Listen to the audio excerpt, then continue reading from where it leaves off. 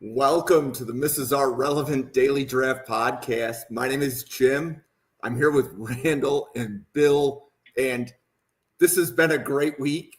We've had 5 live podcasts this week, so this is the end of a really good week. I feel like we're in mid-season form. But Bill, how you doing? I'm doing great. It's great. We're here to kick off Friday night, here to kick off a great college football weekend. Thanks, everybody, for joining us, having some fun with me, Randall, and Jim tonight. If you aren't already, make sure you're following NFL Draft Fanatic on X. Make sure you're following at Randall Slifer, me at Spark Scouting on X. Make sure you're subscribed to the YouTube channel. Randall, what do you got going on this Friday night? Oh, it's always my my pregame for college football, and then my college football Saturday is my pregame for NFL Sunday. So it always gets me jacked up on Friday night to talk some football. Absolutely. Cool. So we are going to be covering 5 corners, 5 wide receivers tonight. The audience is in for a treat because when we originally plotted this out, we plotted out, I think, 5. We were going to do 5 podcasts. So we get T-Mac at the end of the show tonight. He was supposed to be the second to last episode. You're getting him in the middle because I think we still have at least 4 more of these planned. So the audience is definitely getting a treat. But let's kick it off with Mr. Benjamin Morrison from Notre Dame. So, Bill, what do you want to tell us about Benjamin Morrison?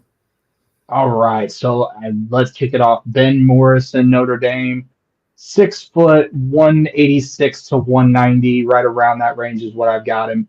The big thing about Ben Morrison, he has got elite short area quickness. He's very quick in short area and in short space, but his ball skills and awareness around the ball, he's probably got some of the best ball skills for a defensive back across the entire class. Pairing that, he also has a high football IQ. He knows how to bait quarterbacks to throw to him and to throw away from him. That's why a lot of his statistics aren't as good as you would see from other cornerbacks in this class because quarterbacks are afraid to throw towards him. He is also a little bit younger than some of his other compatriots in this class, and he's still ascending. Very versatile as a defender as well, can play man and zone coverage. The big knocks is that he does lack ideal size and length. At 6 foot, 186, he's a little bit on the lighter side of things. And we'll kind of cover that here shortly. His tackling technique, it does need a little bit of refining. There are a lot of times where I see him with his head down, with his head off to the side, rather than going heads up. Like I talked about it, you'd want to see him add some bulk to his frame to hold up physically. So the good thing about being in Indiana is I've got some sources up and around the South Bend area. One of the big things that we talked about with Ben Morrison, Dane Brugler released his top 50 this week, and Ben Morrison was noticeably absent from it. Reached out to some of my South Bend sources.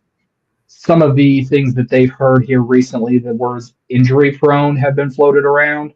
I don't agree with that. However, when you look at the shoulder surgery that he had at the start of spring ball, pair that with this hip injury here that's ended his season here, you start to see a little bit of a pattern that throws up a yellow flag for me.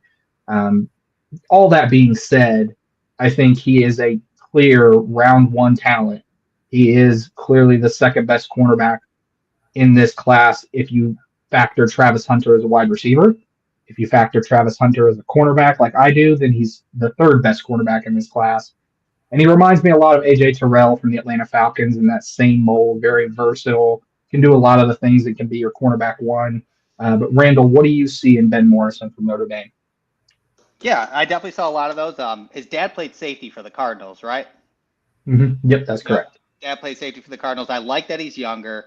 The injury prone, I'm going to put that as a yellow flag for now, just because I believe the shoulder was just arthroscopic surgery, so I don't think they would have missed any playing time at that point as well. I tried to get in touch with some Twitter doctors, which they were very helpful, and I appreciate that. When I talked to them about hip injuries and correlating to cornerbacks, it is a case-by-case basis, and Notre Dame is keeping it very much under the wraps, I assume, to the offseason. But when I was talking to them, they weren't immediately like, if you have hip surgery, it does affect her. It's a longer trajectory. It's a case-by-case basis.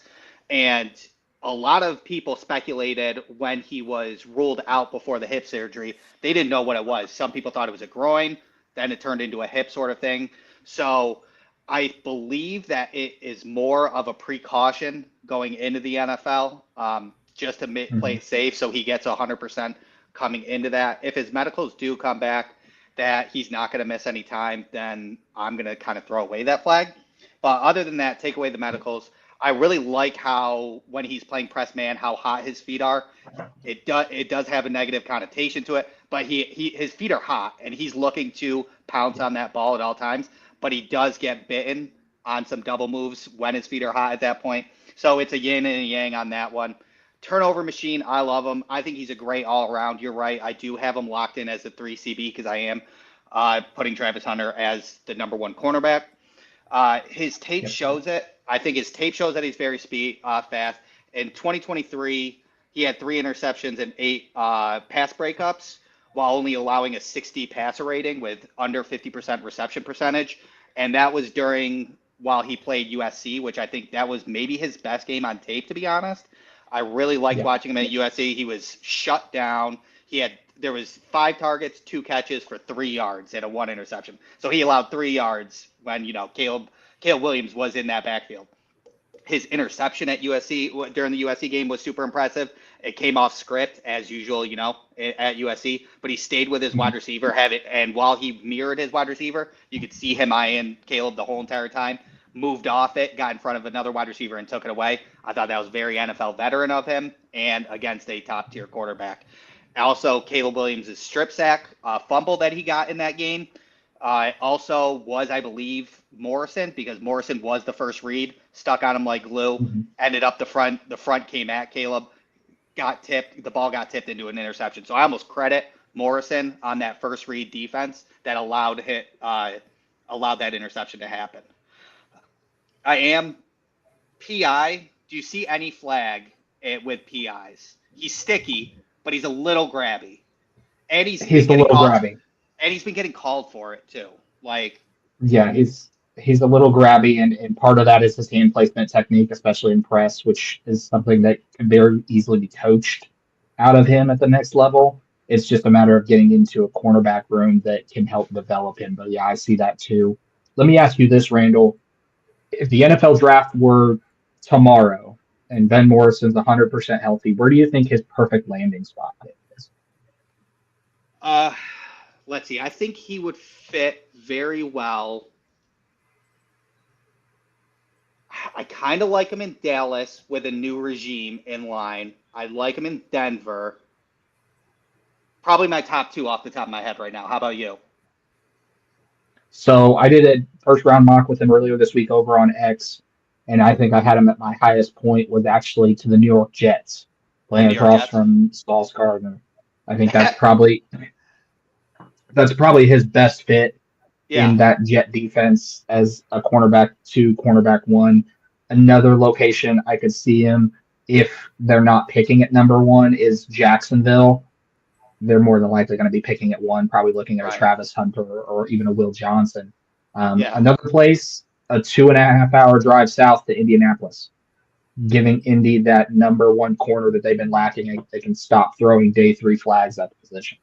For sure. So, do you see? So I wouldn't see a team that has a let's say if you're a new GM, I don't see that new GM taking him in the top 15. You have to be a GM like Indianapolis. I think Ballard's been there a little bit. Right. Ballard may have the latitude to take a risk, whereas at Jacksonville, for example, if that's a new GM, you don't grab him until round 2 because you don't want your first pick that you make to be somebody that you don't know if he's going to see the field. Like going back to the medicals, you have to know that he's going to be ready for training camp. If he's not ready for training camp, I don't think you can take him unless you're like the Kansas City picking at the back of the first round or the Buffalo Bills at the back of the first round, because those GMs have stability. To me, like if I were to look at like, who do you take a risk on if you're a GM? I think newer GMs or teams picking in the top 15 would just steer away. Like it would be PR suicide to take him. It's nothing to do with the talent and everything to do with you start do your the draft medicals record. check out. Yeah. Exactly. I do like your first stamp. Yeah, I like Indy. I like Kansas City. Granted, they're going to be at the back, right? And I know that you have them higher on your board, but I like even the Ravens, right? Yep. Because I think like the Ravens and the Eagles took 2 corners. No, it was Detroit that took 2 corners last year. Yeah. So I think the Eagles still need a corner because DeJean is playing slot, I think. Yeah, DeJean's definitely slot. Yeah, I believe you're right that they would need a corner. Yeah. So looking at that 26 to 29 pick, I mean, I think that's where realistically he will fall into that late first, early second. And then obviously the further he goes is what we don't know, right? Watching the draft and see if he starts dropping, then the NFL knows more than us. And that's medicals. So a couple of other questions. Does he have another year of eligibility left? I believe he does, doesn't he? He does, yeah. He does, and that's one of the things a couple of my sources in South Bend have floated, that's been a discussion. By all accounts, there hasn't been any the confirmation one way or the other. It's probably going to be one of those he's going to wait for the end of the season, get his grade from the NFL on where they rate him, and then make that decision from there. Good. And then we covered Siobhan Ravel last week. You have Morrison above Ravel. Yep. Is there a tier difference or there's just a rank difference? They're both in the same tier. So if I'm looking at my tier of cornerbacks, I have Travis Hunter as a cornerback. So my tiers essentially would be Travis Hunter in his own tier, and then Will Johnson, Ben Morrison, Siobhan Ravel is that next tier, a step down. Yep. And then from there, we go into the next tier, which is outside that first round town. Yep. So couple of other points. So on who's it? Kyle Krabs. So Kyle Krabs today was the first person in the media I heard say it's a weak corner class. So we had been calling that out in this podcast for a couple of weeks, but that was the first time I had heard somebody else say it, right? Mm-hmm. So in Dane Brugler's top 50, there were 3 corners. And in an average NFL draft, you're going to see 3 corners go in round 1 and 3 more go in round 2. Absolutely. Right. So you're generally looking at 6 in the top 60. And right now we're at 3 in the top 50. But Morrison, to your point, was left off of Brugler's top 50. Yeah, which I think with that, because it was early, I was reading the comments through and people did ask about Benjamin Morrison in there. And he did say that he got knocked out of the top 50 because of his injury, but he sees him based on tape as a late first, early second. So he's still kind of in that same boat. And then the medical is what kicked him out of that top 50. So it's almost a Venn diagram when we're talking about his talent, right? Right. It's one of those. He's one of those guys that when we get to the combine, his medicals are probably going to be one of the more scrutinized medicals, because teams are going to look at, well, he had this shoulder surgery in spring ball and then a hip injury that same fall. And then, like we talked about, one of the negatives is you want to see him add bulk to that frame just because it is a little wiry. So for an NFL GM, does 1 + 1 = 2 here. Yeah. So that's where the back half of the first work, as Jim, you mentioned, kind of a safety blanket. pick where there isn't that much risk with a higher reward. Well, especially because if you have a first-round grade on the tape, and we're saying that this is a year where we're going to have between 15 and 20 first-round grades, right? If you are that playoff team, you're going to take the player that's graded highest, which would be Morrison, over lesser graded players, just because you can sell it to your fan base that you're Right. drafting a first-round talent who's injured. Right. I do have one other question on the medicals. Would a hip injury, can he recover in time for the combine? Will he be able to run? I didn't get a timeline from the Twitter doctors that I was asking, but I believe so based on when it happened. Yeah. Okay. Yeah. Did the By Twitter all doctor accounts, have a blue check mark? were they verified? Yeah. No, that's a bad joke. No. Sorry. That's No, a bad joke. no. By all accounts, from what I've seen, is that if he's not able to go with the combine, he should be ready to go by a pro day. He should get some form of postseason workout in, unless he can choose to completely shut it down and just stand on what he's currently built on. But seeing how he played on the field beforehand and seeing his competitive drive, I don't think that's going to be the case. I think he's going to try to get back as quickly as possible within the reason of his health. Agreed. Okay, Yep. Next up, and first of all, shout out. So if Quincy Riley's mom is watching the episode, I know that Quincy Riley's mother is following Bill on Twitter. So if you're following, feel free to say hi in the chat. But Bill, what do you want to tell us about Mr. Quincy Riley? Well, I hope I'm going to do Mama Riley proud, because we're going to go into Quincy Riley here. 6 foot, 195 from the University of Louisville. He is a baller in every sense of the word. He's got really good ball skills. He's got that same route jumping ability, always looking to make the big play. Just like Morrison, he's very scheme versatile. I can see him in man-to-man coverage. I can see him in zone coverage. I can see him in press situations as well.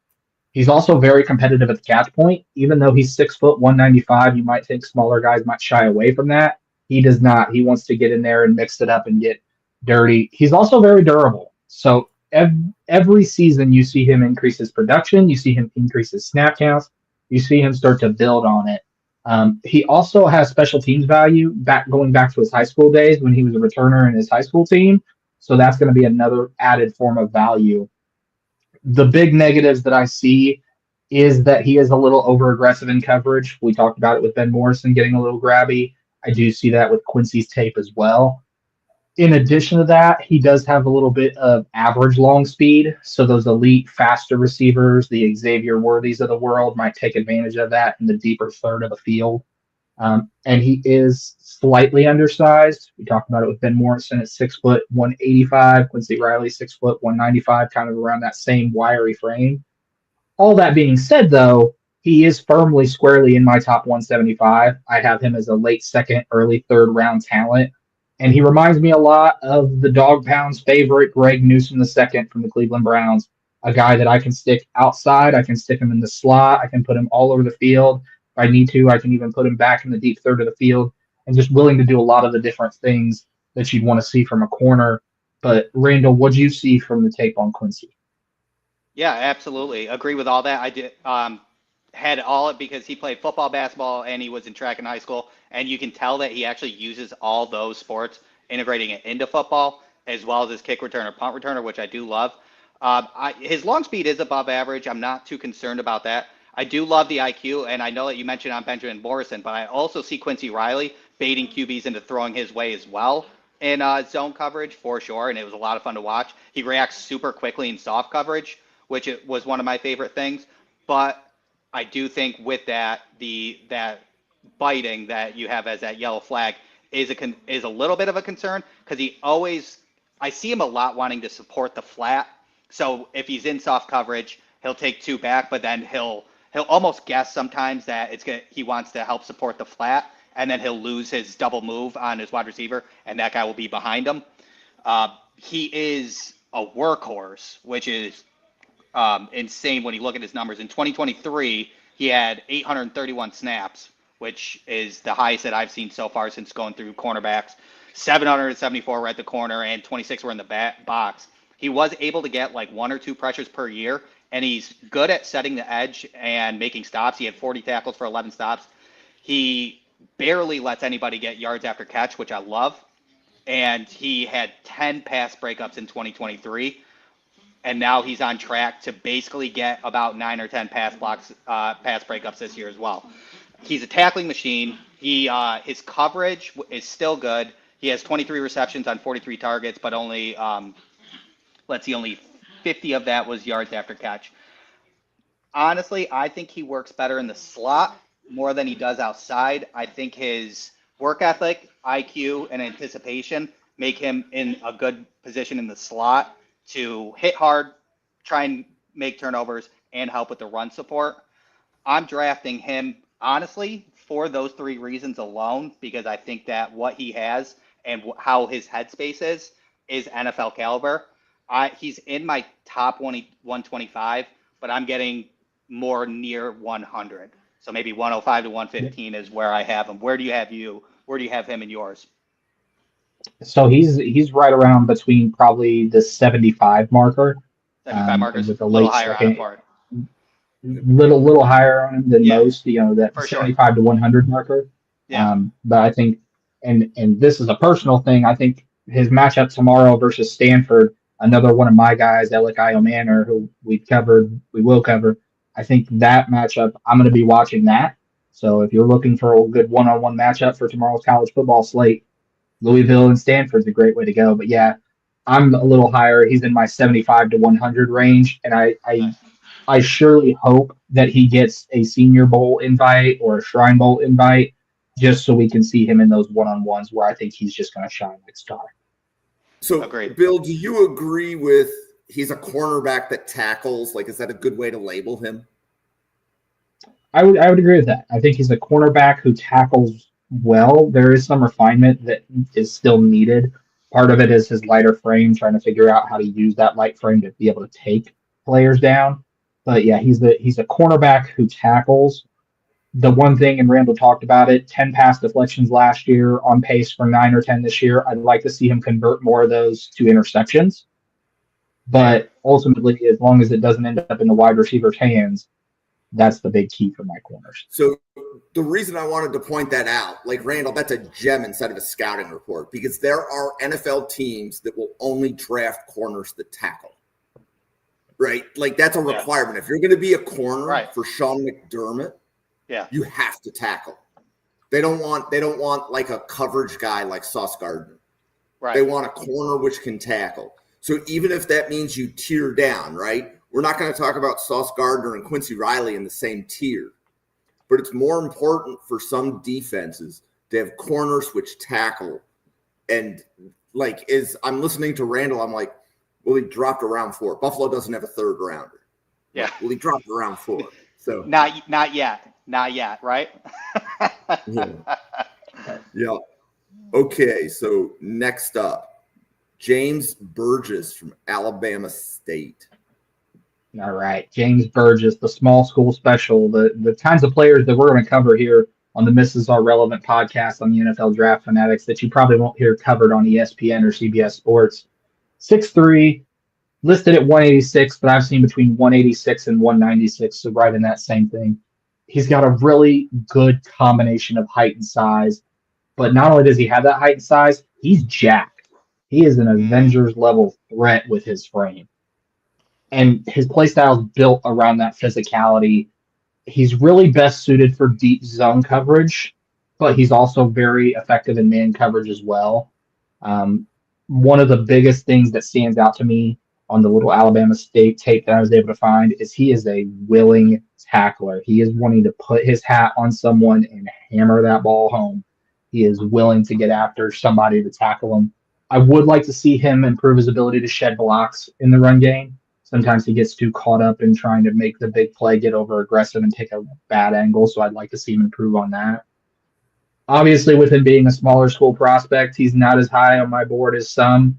I have him currently as a day 3 guy right in that round 6 range. I think he is very draftable. I think he's the kind of guy that you put on your special teams as a gunner and a tackler. work him into the rotation in your quarterback room. Reminds me a lot of Jalen Jones for the Indianapolis Colts when he was at Maryland. Just a very willing tackler, great in deep zone coverages, really good in man coverage. But I think that he's a very good small school prospect that will be on some team's roster.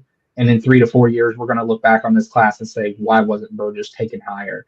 But Randall, what did you see on Burgess's tape? Yeah, a lot of the same. He is a physical press man, and I believe that the tools that he has for the physical press man are good, but that elite long sleeve, he has incredibly long legs, like almost like a disproportionate body in the leg to like torso area. It's wild. So like his elite long speed is long strides, but I think he kind of worries a little bit about his long speed, and he worries about his long speed, and he gets super physical at the line of scrimmage and in the first 5 to leverage himself onto that wide receiver, and that's kind of what he uses the most. And he kind of has to get away from that, especially in the NFL, because bigger wide receivers will bully him as well. So the physicality on the line is good, and it's working now, but I'm a little worried that that's the tool that he wants to use in the NFL, and it'll kind of work a little bit less. He was pretty quiet until 2023, where he absolutely blew up. He is in the running for HBCU Player of the Year, if I'm not mistaken, and it looks like he will get Reese's. I think he'll get a Reese's Senior Bowl invite. But so that'll be really good to watch. I ended up watching the Alabama A&M game because I was interested, because they put him at strong safety in that. So I was curious because you me and you saw the same thing where he wanted to tackle, he wanted to be aggressive and physical. So they put him at strong safety, and it did not go great against Alabama A&M. So I'm curious to see if that was maybe his call, like he wants to try something out along the lines of being more aggressive in that defense, or if they just put him out there based on matchups. I watched the Alcorn State game. The Alcorn State game was great. He had a great interception that he mirrored on a long speed, and that's kind of where my flag got taken a little bit lower on his elite long speed, because he tracked that down and it was an easy grab for him. And so that was good, and the Alcorn State game overall was good. I do see him as a day 3 pick as well. I think he could be, because maybe the small school people pass on him, but I don't think they should.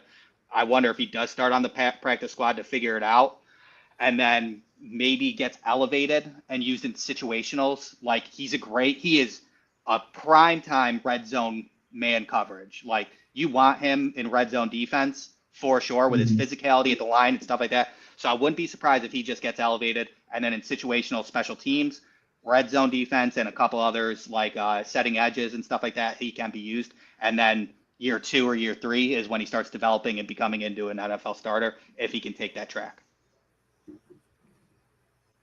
Yep, absolutely, 100% agree. Jermari Harris. Next on the docket. Let's go. Jermari Harris from Iowa.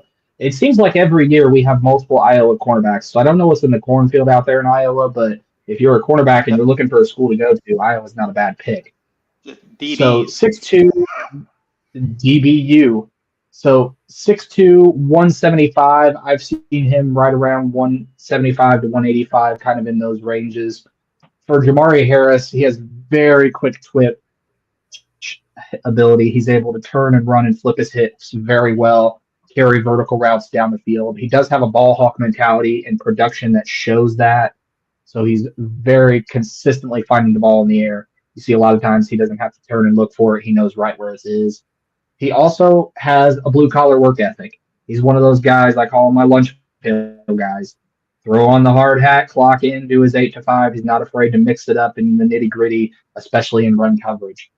The big things that I'd like to see from him, his back pedal when transitioning, while the hips are able to turn and run, it's very disjointed.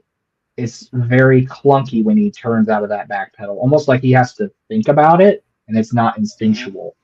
He also can get grabby downfield, which leads to a lot of defensive pass interference calls, like we've talked about earlier in the show. It can be coached out at the next level, but it's something that if I'm the defensive coordinator and Harris is coming into my locker room, that's the first thing that I'm going to spot on tape. If I'm an offensive coordinator, that means I'm going right for him because I know I can get those calls. In addition to that, I'd like to see him be able to process a little bit better in zone coverage. Sometimes it takes a few seconds for him to read the eyes of the wide receiver and the quarterback. All that being said, though, he is firmly in my top 175. I have a mid to late third round grade on Harris. Reminds me a lot of Melifuanu for the Detroit Lions, that cornerback, safety, nickelback type of mold. I think that's where Harris's role at the next level is going to be, is in that nickel situation where he's that slot cornerback lining up against running backs, tight ends, the occasional boundary play. I wouldn't put him on the boundary full time in his rookie year. He just doesn't have the back pedal for that. But Randall, what do you see on Mr. Harris? Yeah, I'm very high in Harris. I like his work ethic and everything along those lines. He did one thing that I do love about him is in 2022 he had a leg injury that he missed the whole year, and then in 2023 he had 731 snaps. So it's like he didn't even he worked hard for that recovery. I watched a couple things on him, and I really do like his mindset and what he's about. He did get suspended. I want to take away some flags if anybody is watching that they've seen with the leg injury. He came back full force, had 731 snaps. And then in the 2023, he was suspended for the first 2 games for gambling. But the minute that he came back for week 3, he was in a leadership role. They didn't even think about it twice, put him in a leadership role. And his interviews are incredible. He carries a lot of baggage on him, and he plays football through it, sort of thing. I know he talked about how he lost his father when he was young and stuff like that. And they asked him, I saw an interview, they asked him what he would do if he won the lottery. And he said he'd build a bigger tombstone for his dad, sort of thing. And I think that's an insane answer. I love that so much. Yeah. So just character alone is a high tick for me, especially getting into the NFL. Having that character really puts you in good spots. Everything you said in his positives is great. I would like to see him learn a little bit more tackling technique and getting better at tackling. On a statistical standpoint, he hits hard, but he does allow a lot of yards after catch. In 2023, 25% of his yards allowed were yards after catch with a missed tackle rate of over 15%. And then in 2024, 40% of his 242 yards were yards after the catch, and he has a missed tackle rate of over 25%. So 1 out of 4, he's missing those tackles. So I'm not a big fan of that. There is a common denominator when looking at that. He has been credited for giving up an explosive play or 2 every single year of 50 or plus yards when he's the nearest defender. So that was a small concern when I was looking at the statistical standpoint. If you can debunk that for me, Bill, that'd be great. But the games that I watched and his workhorse mentality, and honestly, because we talked about Iowa being DBU, being in Iowa and that system, I think helps as well. So I'm big on him. I agree with you that he is perfect in the nickel and with slot experience as well. And I'm drafting him mid-second round. You said second? Okay. Yeah. I'm drafting him mid-second round. Okay. A little high for me, I'll admit. I completely agree that he's got the talent to be a mid-second round guy, but I see him more as a nickel slot corner. And I don't know if you necessarily want to spend a top 50, top 60 pick on a guy that has questions on the boundary.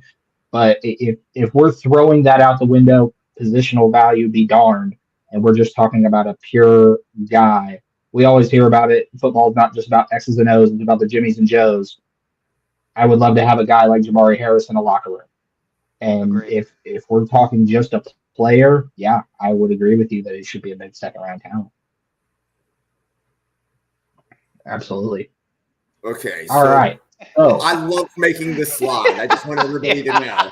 So you can tell I did that with the position. I'm glad I got some chuckles out of that.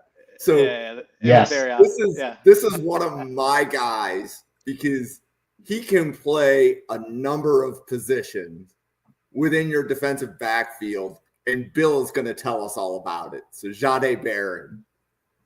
Yep, absolutely. So Jahdae Barron from Texas, 5'11", 200 pounds. The big thing about Jahdae Barron is he, like Jim said, he's very versatile. He can play cornerback, defensive back, safety, slot corner, nickel corner. If I wanted him to, I could probably use him as a sub-package linebacker. I could put him down in the box to get people to tackle. He is that type of guy. He demonstrates a very high football IQ. He quickly diagnoses the play and immediately jumps on it, jumps on the route, sits in the zone. He also showcases very fluid hips and very good change of direction skills to mirror receivers in man coverage, as well as he's very good in zone coverage, especially in the middle third of the field. I also love his play strength at the point of the attack. He can set the edge very well, which is why I would feel comfortable putting him as a sub package linebacker, especially in run defensive situations. The big things, the big negatives is I do see his tackling form is occasionally very poor. There's a lot of arm tackles. There's not a whole lot of wrapping up, which is something that can be fixed at the next level. Absolutely. He does show some stiffness in his back pedal. Sometimes it's very stiff. It's very clunky, especially transitioning. So savvier route runners are going to be able to take advantage of that much easier. He is also a little grabby in the aspect of his hand placement is wrong. Sometimes it's placed on the outside of the body, so it looks like he's grabbing someone, he's holding someone when he's not actually. It's just a poor hand placement. All that being said, he is a guy that is firmly in my top 100. I said it earlier during the episode with tight ends and safeties where I talked with Josh, and we talked about Jahdae Barron just a glance. I think he's a better safety than he is a boundary corner at the next level. If I was drafting him, it would be solely as a safety guy, and he would be firmly in that top 60 if I was doing that, so right in that second round. As a corner, he's a little bit lower for me because of those issues with his back pedal. It's a little stiffer, and some savvier route runners can expose him, but I think his absolute floor in that aspect would be the top of the third round. Reminds me a lot of Jesse Bates III. Cincinnati, now moved to Atlanta. That guy who can do it all, Swiss Army knife in a defensive backfield. That if you need a cover corner, he's got you. You need a man corner, he's got you. You need a guy who's a sub-package linebacker, he's got you. If you want to put him on special teams, he'll go out there and he'll tackle somebody. But, Randall, what did you see from Jahdae on the tape? Yeah, I agree with that as well. And mentioning about the tackling, like just kind of poor hand usage as well. He also overplays those angles sometimes, and he completely will go right in the backfield past them. Sort of thing, kind of like how an offensive tackle pushes somebody on the outside, their edge on the outside just to open up the pocket more, sort of thing. He gets a little fooled on that, but that's kind of my biggest knock on him. He is a ball hawk. He's had 3 touchdowns, 1 pick six, 1 block punt, 1 fumble recovery. So as you mentioned, special teams put him out there. He gets it done, sort of thing. And you're right. I mean, to put numbers on how versatile he is, 2023, he played in the slot mostly at 389 snaps, 43 at corner, 21 at free safety, 154 in the box, and then 30 on the defensive line. And then in 2024, he basically flipped box and corner, and he did 334 at the corner, 75 in the slot, 12 at free safety, 74 in the box, and 6 right on the line. So you're not lying when he literally will do anything he wants. And the best thing about, going to look at tape again is you get to watch that Georgia-Texas game that was, the bottle throwing incident, stuff like that. And that's always a fun watch. Because to be honest, this time that I watched it, I watched the whole game because I was watching Dalen Everett again. It was Dalen Everett versus friggin' Jahdae Barron that we're talking about. Yeah. Because they were both played so well. Dalen Everett had that crazy slam for the fumble, had an interception as well, and then Barron came with 2 interceptions and just playing sticky D all over the place as well. So I agree with you that I do believe that he should be more of a safety. And I had him pretty much exactly where you had him. I had him as an early third at safety. Yep. Absolutely. Yeah, I think he's one of those guys that a defensive coordinator, when they're drafting him, I think you have to have a clear plan in place for where you're going to put him, whether it's a safety or a corner. He can play all those positions that you asked, but it's one of those things. Do you want him to be a jack of all trades and a master of none, or do you want him to be a master of one? If I were a GM, I would say I would go to my head coach and my defensive locker room and say, hey, if we draft this guy, what's the plan? And they should immediately say he's a safety. They say he's a corner. It's not that he won't succeed. It's just going to be the ceiling's going to be a little bit lower, and it's going to be a little bit harder to reach that ceiling, in my opinion. I agree. And just he's clearly, you'll be able to find a spot for him on the 53. You'll probably be able to dress him as one of your 48 on game day. So, and again, Randall and I are Bills fans. So Buffalo has Cam Lewis, and Cam Lewis can play every single position that Barron can play, right?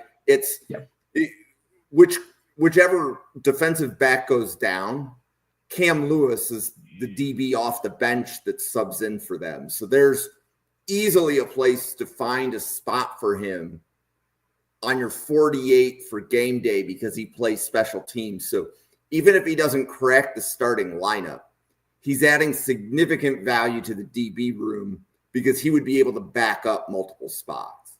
So I do think he'll run like a 4.440 too, maybe a 4.42, and that speed will show up with his versatility. Okay, so before we jump into our position switch, I want to say thank you to everybody watching on Twitter and YouTube. So please smash the like button. Please smash the subscribe button on YouTube. Follow at NFL Draft Fanatic, at Randall Slifer, at Spark Scouting. We truly will appreciate it. And we lost Bill there for a minute. But why don't we, Randall, can you kick off Dane Key while Bill solves his technical difficulties? All right. Dane Key, Kentucky. His dad was a linebacker at Kentucky, so I suspect that him going to Kentucky was probably that kind of move. He was a four-star recruit coming out of high school, 6'3", 210, big guy. And at 6'3", 210, I think he's going to run a 4.5, which is impressive. He's got a big frame, long length for contested catches. He's caught 12 contested catches this year at 60% rate. So he is catching those. He's rude while he does it too. He plays more like a basketball player on those 50-50 balls, and he will let that DB know. He overall, he's caught 41 balls on 77 targets, so that's very impressive, 630 yards. My big issue with his production is touchdowns. This year, he's only gotten 2 touchdowns this year, with the previous 2 years going back-to-back 6 touchdowns and 6 touchdowns.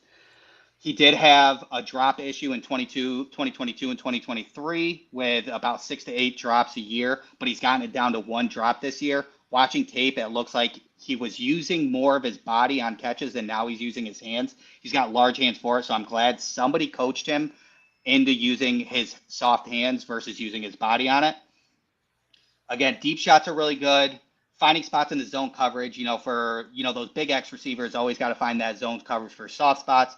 He can find those. The one thing he does need to work on with zone coverage is working on his releases off the line of scrimmage.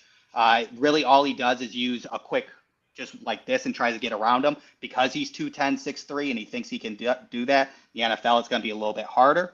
So I would like to see him work on separate release packages off the line of scrimmage.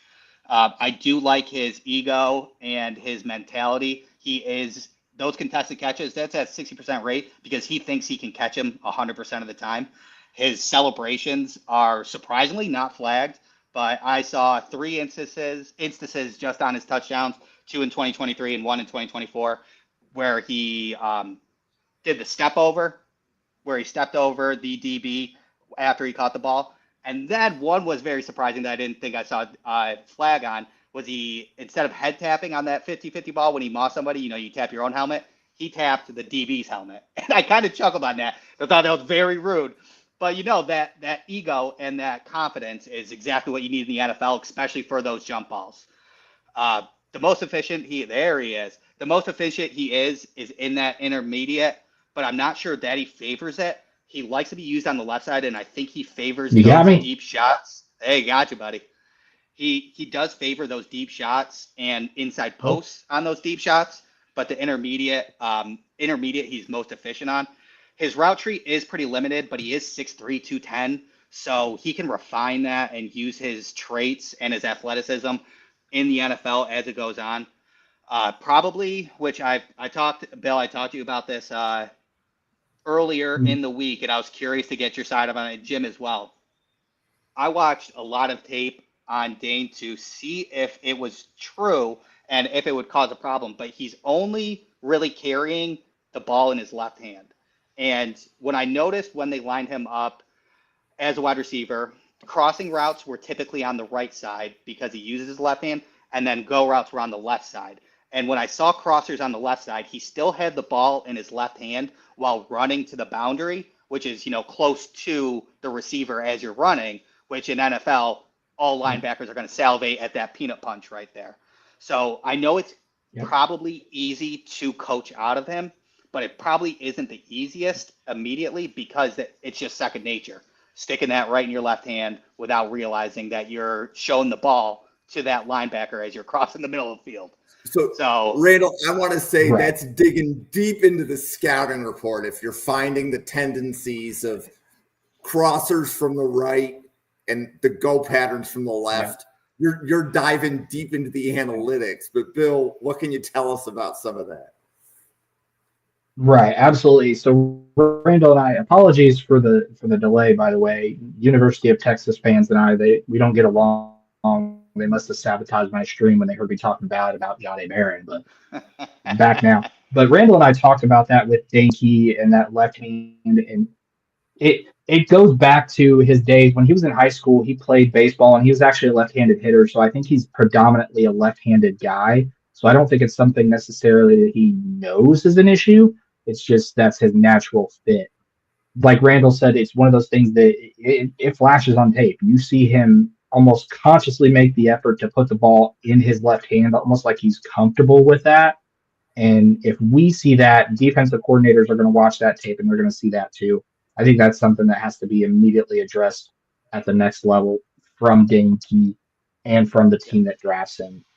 Randall, I don't know if you had said it already, but where do you have Dane Key in this class? I have him at the start of the 4th round. And also just to quickly jump in on the left hand, he only has 1 fumble each year in college. So he does protect the ball well.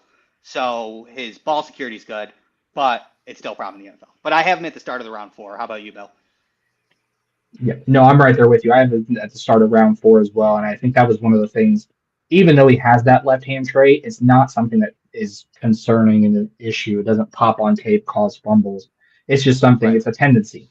And in the NFL, especially from matchups perspective, you're always looking for those tendencies. But he's squarely at the top of round 4 for me. He reminds me a lot of Eric Decker from the Denver Broncos. That same style, big body receiver, a guy who can make the plays that you need him to play. He's got a very good release package in the offensive line. He's a jump ball style guy. He can box defenders out very well, and I love that. So, but yeah, I think he's squarely at the top of round 4 for me. So a couple questions for you guys. So this Dane Key is the second Kentucky receiver we've covered, right? Because I think we did Barry and Brown. He may have even been like the first episode that we did. Yep. So who do you like better, Key or Brown? Like who's higher on your board and why out of the 2 Kentucky receivers? Barry and Brown for me. I like Barry and Brown's field stretching capabilities and his speed attached to his outside capabilities. So he is kind of like Barry Brown's almost like a Z with his speed and quickness, but can also stretch the field long. So I would take Barry and Brown personally. How about you, Bill? No, I agree. Barry and Brown's higher on my board than Dane Key is, and it's just because of that speed and field stretching ability that Randall alluded to. Dane Key is the guy, he's the big body guy that I would use as a power slot or on the outside of the boundary, especially in red zone situations. But his speed's not going to light the world on fire. So if I have a group of slower receivers, I want someone who can stretch that field. For Cleveland, for example, I have a guy like Cedric Tillman, who's already that big body guy. I have a guy like Jerry Jeudy, who is fast but not quick. So I'm going to want that field stretching in Barry and Brown rather than another big body guy in Dane Key. But I think they're both firmly in the top 175. I think they'll both hear their names called on draft day. I don't see any reason why they wouldn't. But yeah, Barry and Brown's just a little higher for me than Dane Key is. You think Brown goes on day 2? I think it's a possibility with his style. Yeah. Yep. Okay. Yeah. All right. Okay. Next on the docket, Brennen Presley from Oklahoma State. So 5'7", 173. I've seen 5'8", 175. The big things about Brennen Presley is he is a very good route runner. with excellent understanding of spacing and timing. He is the type of guy that has the ability to be able to sit down in his zone coverage and make the catch, be able to run across a route right in between the linebacker and the safety. He's very versatile, contributes effectively on offense, special teams, very good as a wide receiver. He's very highly productive. I did a article on him earlier today and I shared it on X. So if you're not following me on X, feel free to go take a follow, read that article. But just from his days in high school, this was his senior stats. I'm not a stat guy, Randall's that guy, but I like to throw them out. 98 catches for 1,500 yards and 24 touchdowns, 18 rushes for 129 yards and a touchdown, 26 tackles, 7 interceptions, all in one season. Mm-hmm. That is a guy you throw anywhere. And I mean, he's seen, his 2023 tape, he had over 100 catches. So he is a guy, he's very productive. He is very good at gaining yards after the catch. He is a yards after the catch guru, probably the best in this class. The big knock on him is the frame. It's 5'7", 5'8", 170 pounds. Some teams are going to have serious doubts about his ability to play anything more than the slot at the next level and completely take him off the board altogether. He also struggles with press coverage because of that smaller frame, so it could be a concern. For me, he's in my top 175, right around that late 4th, early 5th round grade. And I compared him to Dexter McCluster from the Kansas City Chiefs, how he was that wide receiver, running back, kick returner. He was that athlete role that you could just put anywhere on the field and watch him make a play. But Randall, what'd you see on Brennen? Yeah, I mean, I saw a lot of the same. I mean, in his college career, he's got almost 1,500 yards in kick return and punt return, just in his college, just off kick return and punt return. So that's crazy. You're right, though. The only way to separate is his route running. That's the only way he kind of separates. But it does work, and he does not drop the ball. He has a less than 5% drop rate each of the last 2 years.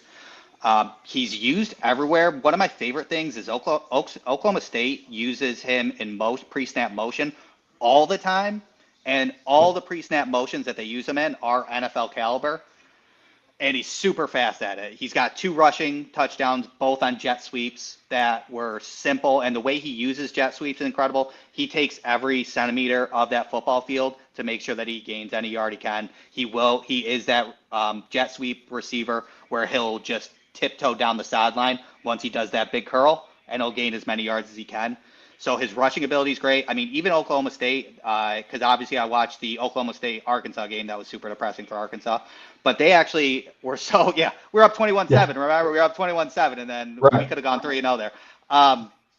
But Oklahoma State believes in his route running and his speed so well, is they actually gave him a reverse jet sweep where he's coming around a jet sweep, got the ball, and then came back the other way sort of thing, thinking that he could do it. It didn't work, but that's Oklahoma State being like, I think you can pull this off. And that's impressive to have that kind of mindset for him. His size is the number one issue. He gets taken out off the field in 12 personnel if it's a standard 12 personnel running sort of thing. Your comp was really good. I comped him to Isaiah McKenzie because he is that gadget guy. Yeah, I know. He's that little gadget guy. Yeah, he's that little gadget guy. But then you could see, like in the what game was it? Not the BYU. There was a big game that I watched where he ended up having a drop, but then in the 4th quarter, he ended up having a bunch of intermediate catches that was uncharacteristic on tape, but he's still efficient in that intermediate route running as long as you give him the ball. And just like Isaiah McKenzie during like that New England game where he went 12 for 124 sort of thing, and they started using him in that intermediate, he was still catching those balls. You just don't throw him that often because he's 5'8", 175, Yep. So Isaiah McKenzie could have had a great NFL career if he played New England every week. Right. That was like his career games were always against the Patriots. So I have a question on Presley. So compare and contrast what you would see from tape on Xavier Worthy. I'm going to throw out Tank Dell, and then I'm going to throw out a name from the past. And I don't know if you guys are old enough to remember this name, but Roscoe Parrish. Yes. Roscoe Parrish for me. Okay. And why out of all those guys did you pick Parrish? Well, so I was kind of going through the list and trying to figure out, because I was thinking Xavier Worthy. Xavier Worthy was more still a field stretcher and still use curls on intermediates, while Brennen Presley's more or less pre-snap motion, using pre-snap motion, going parallel to the line of scrimmage and then taking off sort of thing. So I see that more. I see more, actually a little bit more Tyreek Hill than Xavier Worthy sort of thing, even though obviously he doesn't have the talent of Tyreek Hill. Bill, how about you? How about you, Bill? Yeah, so I would take it would either be Tank Dell or Brennen Presley for me. And I think Tank Dell's kind of more like a mini bowling ball. Even though he's listed at 165, 170, he plays with a bulkier frame than that. So it's more muscular, whereas Brennan's a little bit thinner. But Tank Dell's one of those guys, same kind of concept in breaking the outbreaking routes. He gets open very quickly. Same thing for Brennen Presley. The one question that I have for Randall, where do you think Brennan's best fit is in the NFL? I mean, obviously not. We're not going to say Miami. So we can put him in Miami. Yeah, right. Miami would definitely work. I would like to see him, to be honest. I think somebody like Baker Mayfield would use him very well, especially with aging wide receivers. Then you have Jalen McMillan as a field stretcher. And I think Brennen Presley in Tampa Bay can actually push the defense up to allow the boundaries to flow better. And Baker Mayfield, I think, would be really appreciative of somebody like that instead of just dumping completely off all the time to Rachaad White. Yeah. So I had three when I did my article. I had three teams. So the first one, Minnesota, with Justin Jefferson and Addison on the outside, and then you throw Presley in the slot and out of the backfield, and Kevin O'Connell will find a way to make it work with a 173-pound receiver. Another one is Cincinnati. Same kind of concept. Jamar Chase, T. Higgins, if he's retained on the outside, you throw Presley in the slot, use him out of the backfield. I like Cincinnati. That's a good one. Okay, well, take T out of. Let's take T out of the equation. Do you still want him on Cincinnati? Yeah. No. If he's forced to be an outside boundary guy, the size won't hold up. So that the Cincinnati's only if either T is retained or they go in the first round with another big body receiver like Tech McMillan. We're going to talk about a little later in the episode. Cincinnati has Burton, and I'm going to butcher the last name, but is it Islovas? Yoshivas. Yoshivas, yeah. So they already have Higgins' replacement on the roster. Yeah. Yoshivas had his opportunity this year. He didn't perform as well as I thought he would with T. Higgins injured and not really prepared for it. So I wasn't as impressed with Yoshivas throughout the year when he really had a firm opportunity to grab it, to be like, Cincinnati, forget about T. He had that opportunity to be like, don't worry about him. I got it, sort of thing. And he didn't pull that through, in my opinion. Yeah. My third fit for. Oh, go ahead. No, go ahead, Bill. Yeah. So my third fit for Presley, it's sneaky, but I like it. Atlanta. So Atlanta's got Bijan. Throw Presley in the backfield. You have Pitts at tight end. You have Mooney that you can use as an outside guy opposite of London. Throw Presley in the slot, and now Kirk Cousins has a wealth of weapons that he can throw to. So, but Jim, what will you say?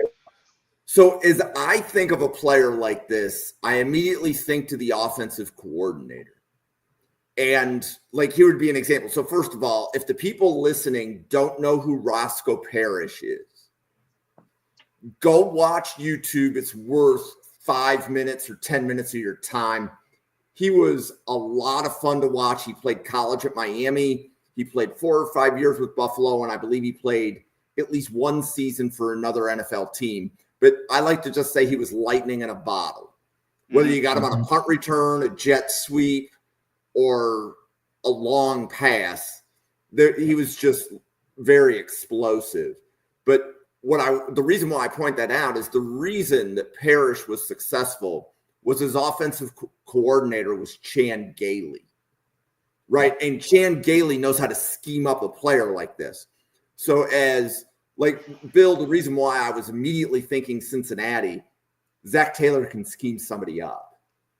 Yeah. Right. That's why that 100%. resonated. Right. So I'm always thinking like with a player like this, you need an offensive coordinator that's going to be able to give him 5 or 10 plays a game. Yep. Right. Like you need he's not going to be a 60 snap a game wide receiver. You're going to get him 5 snaps on offense, 5 snaps on punt return. Yeah. Right. I do like the Falcons because that would open up Bijan, because in Oklahoma State with Ollie Gordon, they're using him as a decoy too to hand it off to Ollie. Pre-snap motion, showing him around the quarterback, thinking, is he getting it or is Ollie Gordon getting it? And then Ollie Gordon goes off for 25 yards. Yep, absolutely, 100%. Okay, next up, Kaden Prather. So I saw some back and forth with the two of you on Twitter on this one. So Bill, what can you tell us about the other guy at Maryland, Kaden Prather? That's exactly it. So Kaden Prather from Maryland, 6'3", 210. A lot of people call him the other guy because of how great Ty Felton has played so far this season. We talked about him in a previous episode as well. But just because he's the other guy, he is no slouch at Maryland. He's a plus-size target, 6'3", 210. He's a big body guy. He also has very good body control and high-pointing ability. He's probably one of the best high-point receivers to be able to climb the ladder and go up and get the ball in this class. The one thing that I really do love is he's a vertical threat.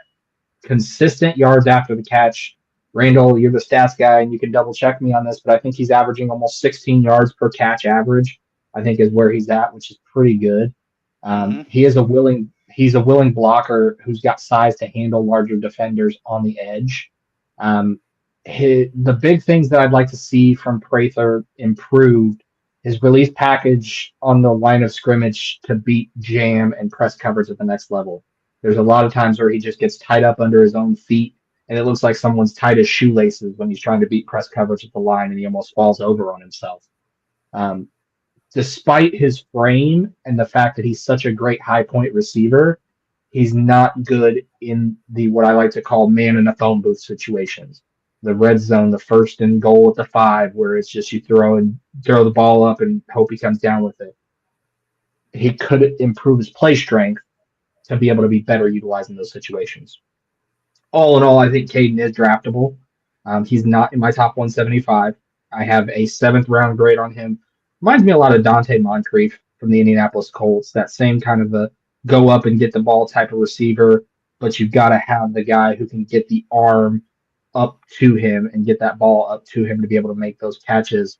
I think Ty Felton is significantly a better receiver than Kaden Prather, but that's not to say that Prather can't be a good player at the next level. He's just not an every down receiver for me. But Randall, what do you see from Prather's tape? Yeah, I definitely saw that as well. He does everything. He blocks well. He loves to block it when it comes down to it. He'll block downfield as well for his other wide receivers for yards after catch as well. You are right. I mean, honestly, his hands are pretty insane. I'm very interested to see what his hand size is going to be at the combine. I do believe that he is one of the greatest for the contested catches in the draft this year, probably top 10, I'd say. In 2023 at Maryland, he had 24 deep shot targets, and all those deep shots, an average depth of target was 35 yards. So, kid you not, the quarterback on 24 times was just like, let's throw it up and see what happens. And he caught over 40% of it, which was very impressive. So he is kind of that guy that will just jump and get him. His grip is crazy. I saw an interview where they said his grip is nuts. So, I mean, just give him one opportunity to repeat OBJ's catch, and I think he would be the one to do it in this class. Oh, yeah, so absolutely. I think, his talent, his size is there. He does all the dirty work. And the reason when we were talking on Twitter is my comp, and I apologize that I keep throwing out Buffalo Bills, but, it's just his first year. But I see him as like a Mac Hollins type guy. Tall. Yep. Most of his career, it was a lot of deep shots to him while he did the dirty work. And now, obviously, he is more versatile, which I do believe Kaden Prather is more versatile on there. And we will see that. I do know that in 2023, he had good games against Michigan, Penn State, and Ohio State. So when the big competition came, still got over 65 yards, I believe, on 3 to 4 catches, and he did that. He didn't have a good game against Oregon this year, and that was a big competition game. But he does have Penn State coming up on November 30th. And I really am excited to see Kaden Prather and Ty Felton up against Penn State. And I think his stock, along with his East-West Shrine Bowl, because I believe he's already invited there, can increase his stock. I do have him as a 6th-rounder, but I do believe he can keep moving up based on the end of the rest of the year. So, Randall, I love the Twitter clip you posted of him. But in all fairness, when you posted that Twitter clip, I was like, I want to know more about the Maryland quarterback. But that's for quarterbacks week, and I don't think he's a senior. But I was impressed with the Maryland quarterback on the clip that you posted to Twitter. Oh, my God, I was cracking up. Yeah, because that announcer, that was a top 10 moment for that announcer, let me tell you. He was jacked up. Yeah, absolutely. Okay, so now we're winding up for the big finish. So the warm-up act is Moose Muhammad from Texas A&M. Bill, take it. Right. Yeah, so Moose Muhammad III from Texas A&M. It is the son of the Carolina Panthers great, 6'1", 205. The big things that I see that Moose does very well, he's got very good straight line speed. He runs a 4.48, 4.47 40-yard dash, so he's going to be quick, especially in straight line situations. He's got a very good burst off the line of scrimmage, which allows him to get early separation. I do love that he's a very natural hands catcher. He plucks the ball out of the air very well. He plucks it away very well. And he's also got a toughness that he's willing to go over the middle for. So he's willing to absorb contact. And when he absorbs that contact, he does hold on to the ball.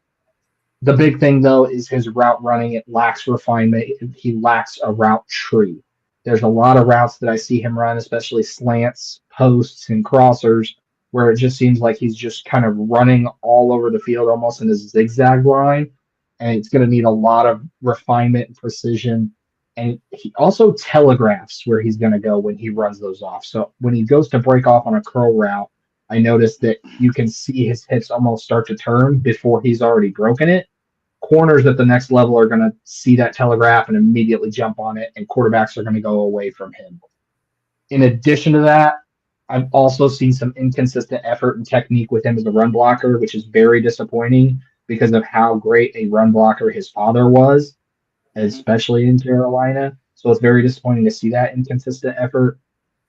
There's a lot of varying grades that I've seen. Some people don't even have him on their board at all. Some have him at UDFA. I have him as a late 5th, early 6th rounder, right outside the top 175, a day 3 guy. Obviously, the easy comparison to make is to his father's tape. You see a lot of the same things that his dad did in Carolina on his tape as well. The one big thing, and Randall, I'll turn it over to you to ask it. Do you think he benefits from going back to school for another year? No, I don't.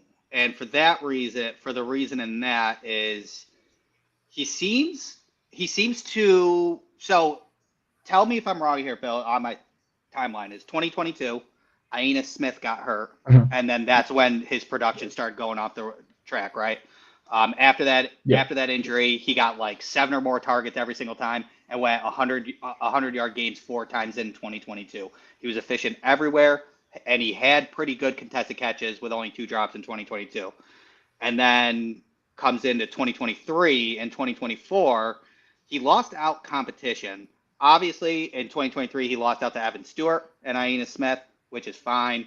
But then 2024 came in, and he got beat out by Barber and Thomas again. So he was behind in that depth chart as well. So in the past 2 years, he's been fighting to get that wide receiver 3 for Texas A&M, and I'm a little nervous about that. I kind of did a deep dive into some Reddit stuff during 2023 because a lot of Texas A&M fans were concerned why he is not automatically a wide receiver 2 there. A lot of people in the middle talked about his work ethic and understanding the playbook. They said he lines up incorrectly when he doesn't know the playbook and kind of just off-script riffs it sort of thing. Yep. And a little bit of it is attitude. You know, I was watching the McNeese game for him, and it was, I believe it was 35-0 or 28-0. And don't get me wrong, the McNeese defender ripped his mouthpiece out. But then I'm surprised he didn't get ejected because it was a full punch right to the helmet. And I know it's like, okay, he ripped out his mouthpiece and, you know, things get hot. But you shouldn't get hot when you're up 28 or 35-0 and the half's about to end. You know you're going to win. they're mad, they're being petty, you can't petty back sort of thing. So overall, I'm concerned about him winning jobs in the college and him being able to do it in the NFL. For Moose Muhammad, I think he is the lowest floor that we've talked about with a decent ceiling. And I wouldn't want the Buffalo Bills to take a risk on him, in my personal opinion. And he does play just like it. My comp was for his dad, too. What do you think, Bill? Yeah. No, I 100% agree. And it's so frustrating, too, because you see 2023, that game against Abilene Christian, where he had 4 catches for 105 yards. You see that's the ceiling that he is. He's a great guy that'll get those high catches, those good yards after the catch. But you also see a player on tape, almost like he's kind of lackadaisical about it. Not to say lackadaisical about it, but you see there's no competitive drive, and that's concerning.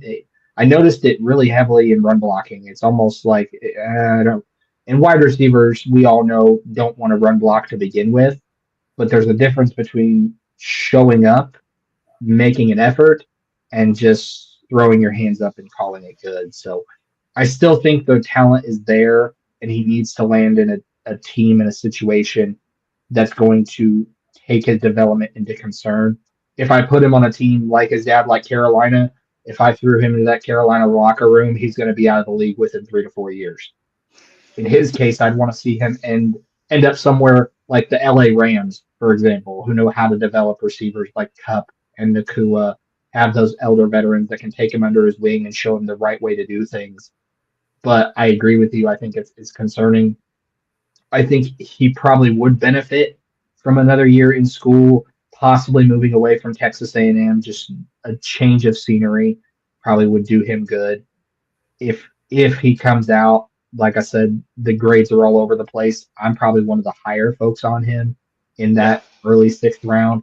But there's a lot of folks that I've seen that don't even have him as a priority free agent that have him straight out as undrafted.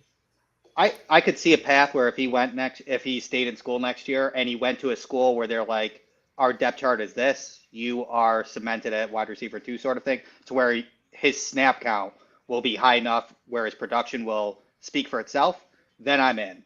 But I'm just concerned about him winning the job, to be honest with you, because he hasn't done it the past 2 years. Yeah, but if he can't win the job, he shouldn't go to the NFL. Like, he wouldn't even make it through training camp. I agree, but we are kind of at like a, I don't know. I don't want to use the word nepotism, but he could get drafted for the ceiling of his dad sort of thing. Looking and seeing what his dad has done, how talented he is, and his spurts of talent could be like, all right, let's reach for the ceiling on this guy sort of thing. Okay, so that's a heck of a take. I'm gonna one up you one. So where did Brennen Rice get drafted last year? Los Angeles It was like Chargers. 5 or 6, right? Did he go to Denver? Yeah. No, it was the Chargers. He ended up in LA. Okay. And I think it was if your dad's Jerry Rice and you get drafted in round 5. Right. And then your father's Moose Muhammad.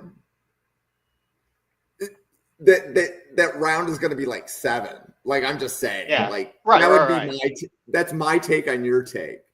Yeah, that's fair. No, that's fair, and that's why I've seen folks say that he won't even get drafted at all, because even though his dad is a premier talent, it doesn't seem like it's translated well to him. And it's not. Is it fair that we compare him to his father? No, but is it fair that we compare Shedeur and Shiloh Sanders to Prime? Right. It's not. But so a couple of things in Moose Muhammad's defense. Texas A&M's quarterback situation this year is less than ideal because they've switched quarterbacks, right? Yeah. So there's that factor. So the key, I think, for him would be to go back to school, but probably enter the portal, and you have to go to a team that has a quarterback. That there's a key there, right? Because I was even thinking, like, and obviously this is not the quarterback week or the tight end episode, but I think to Syracuse and the relationship between like McCord and Gadsden. That's a good one. Like, if he can find that, he just needs 1 year with that quarterback where he can show he can be the guy. And even if that means like go to lesser conference, like go to the Big 12 as opposed to staying in the SEC. Yeah. Right. You get some snaps with a good quarterback. But Yeah. we have a big finish. And Bill, you want to talk about wide receiver 1A? Yes. And so you said it, a big finish, and that is no laughing matter. Tetairoa McMillan, I call him Tet McMillan or T-Mac. So from Arizona, 6'5", 212 pounds. The big thing about him is obviously his size, 6'5". He is a guy that's very long, very tall, very wide, but he's got what I call Roomba hands. They suck every single pass out of the air, no matter where it is. It could be 5 yards away from him, and he's somehow coming down with it. His arms are like vines. They stretch out, and even in the photo that you've got here, they stretch out and can make the catch really easily. He also shows a very good savvy in finding soft spots in zone coverage, especially for his quarterback and Fafita. You see a lot of times his quarterback's on a scramble drill. Tet knows right where to go, right where to drop in. He also has positional flexibility. He can line up outside. He can line up in the slot as a power slot guy, even at 6'5", to take advantage of those as well. He also runs very good crisp routes, especially his curl routes, his in-breaking routes, very crisp. The big things that I've noticed for Tet that he needs to improve on is his release at the line of scrimmage. It's very clunky. A lot of times he seems to almost get caught up in trying to beat the press before he's actually beat it. Obviously, his blocking technique as a run blocker needs to be improved. You see a lot of times where his hand placement isn't the greatest, so it almost looks like he's in holding situations. All that being said, he is wide receiver 1A for me. And Jim, like we talked about, I have Luther Burden as wide receiver 1A. And they're two different style of receivers. Tet McMillan is that big body X style wide receiver, number one that you can use in all sorts of different situations. And Luther Burden is that smaller guy that you can use more in the slot, but also in some outside scenarios. But he's more of the speedster type of guy. Tet McMillan reminds me a lot of Mike Evans if he had vines for arms. And I think Tet is a top 10 wide receiver. In fact, when I did my first round mock draft earlier this week, he ended up at number 4 to the Cleveland Browns. And I think that's probably his ceiling. But Randall, what did you see on Tet McMillan? Yeah, the same. Same. Also with those vines for arms, he also understands the sideline well. I feel like he already has NFL footwork when it comes to the sideline, staying in bounds. I see a lot of him using 2 feet in the college instead of when you only have to use one sort of thing. I don't know if I'm right in this, but I just kind of followed the timeline. Fafita and Tet went to the same high school, graduated the same year, and went to Arizona the same year, right? So they just kept that connection going, which Yep. I was curious about 2024 sort of thing. But yeah, they just kind of stayed together, which I kind of love. He was a standout basketball and a volleyball player. So I feel like the volleyball actually was almost more beneficial in his style of play than the basketball with his contested catches, his long arms, and things along those lines. He rarely drops. His production is there. He rarely drops the ball. He's had 6 drops on 223 targets, having 16 touchdowns in the past 2 years. Contested catch rate is 50%. His yards per route run is 3.13, which is nuts. QB 114.2 passer rating when he's targeted. 2023, my favorite game was probably the Colorado game because I believe that he won that battle with Travis Hunter in 2023, and that was a fun watch. Yeah. He's my wide receiver 1 in 2025, and my question to you, Bill, I guess, and Jim as well, is where would you take him in the 2024 draft? Ooh. So I will tell you this: if he was in the 2024 draft, I would have taken him. If I was Chicago, I would have taken him 9th over Odunze. Me I think he too. slots him. I think he slots in right behind, and I can even make a case for Neighbors. I think Marvin Harrison probably. So I had Marvin Harrison and Neighbors as wide receiver 1 and 1A. They were kind of in that own tier. Yeah, I think Tet's just a half a step behind that. But Yeah. if I was the Chicago Bears and Tet was out there, I would have taken him at number 9 over Odunze all day. Same. I don't know if I would have taken him over Odunze, but I definitely would take him over Brian Thomas Jr. For sure. I would have Right. took him over. I would have took him over on Doomsday, but it's still. I get it. It's either of those two, to be honest. So, like, the concept going through my head, like, as I'm looking at who is projected to be the teams picking in the top 10, is how many teams would pick a wide receiver first overall 2024 and 2025? Right? So, like, Jacksonville took a wide receiver last year. Right. If Jacksonville is sitting there, do they take T-Mac at 1 overall? Right? Like, and you're pulling basically a Matt Millen, right? Where you're basically just drafting wide receivers in the first round every year, right? Right. Like, that's what I'm asking myself, because several of the teams that are picking in the top 10 drafted a wide receiver high last year. Yeah. So if we're looking at the top 10 solely right now on Tankathon, I think you look at the number 1 would be Jacksonville. I don't think that they would take Tet. I think that would be a Travis Hunter, just the best player available. Giants is a quarterback.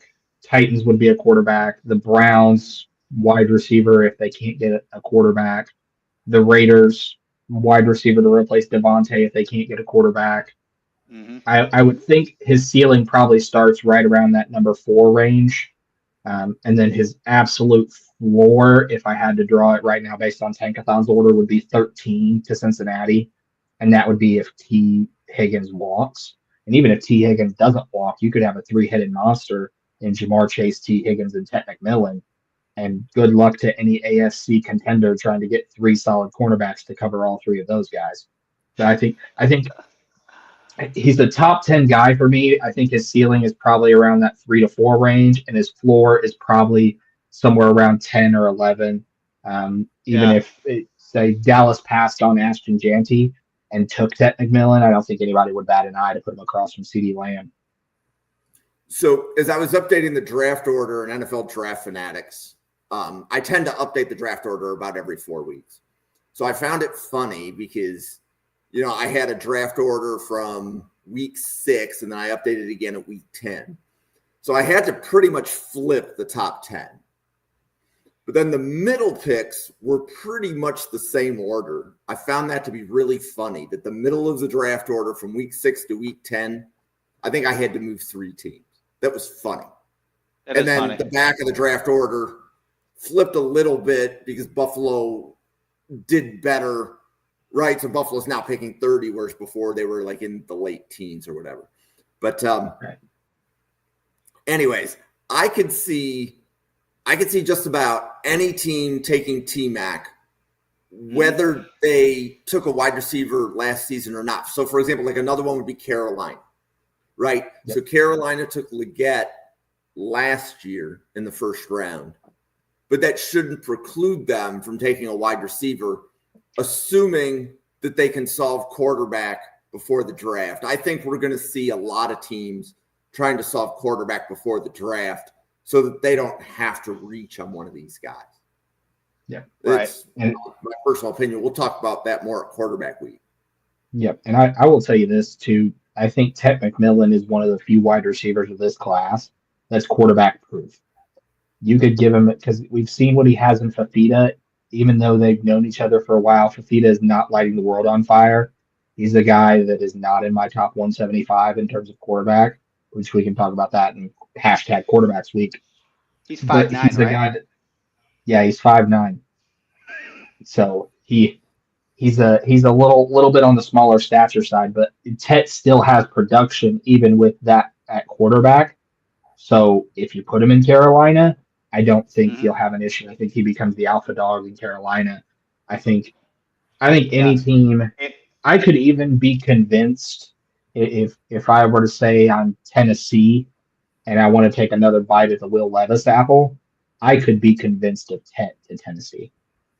Yeah, Aaron throws are not Aaron throws. Here's one that could get people going. So imagine Carolina takes T-Mac round 1. And then a little bit later on in the draft, they take Fafita because, if you've got one small quarterback, why not take another? Yeah. I mean, you don't have to change the system at all. Just plug and play. Okay. Yeah.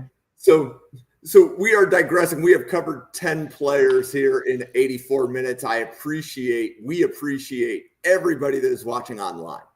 So we have draft content every day. So Monday, running backs and linebackers with Jake and Josh. Tuesday, you're going to be introduced to Brock and doing tight ends and safeties. We are recording that tomorrow. And then Wednesday, we have 2 episodes coming your way. One of them is Just Edge with David and Devin. Another one is Edge and Offensive Tackle. That'll be live at night. Thursday, we got some hog mollies. We're doing interior offensive line and defensive tackles. Friday, we're back. This group right here is back. We're going to be doing more wide receivers and more corners. And we're not even halfway done, right, with this class. So I believe this was episode 4, and I think we're going to be doing 9 wide receiver and corner episodes. So we will get you the list of the players that we're covering. If there's somebody that you want us to cover, we are more than happy to, at minimum, consider your request. We don't want to be like diving deep down into the UDFA category. But if you have anybody that you think is a top 175 player, we would be happy to spend a little bit of time and do a scouting report on the player. So if you have any questions or comments, Randall Slifer on X, Spark Scouting on X, at NFL Draft Fanatic. There is no I in Fanatic on X. We appreciate all of you. We appreciate the likes, the follows, the subscribe on YouTube. On behalf of Randall, Bill, myself, thank you so much for watching. Have a great Friday. Thank you. Have a good weekend. Thank you, guys. Have a good one.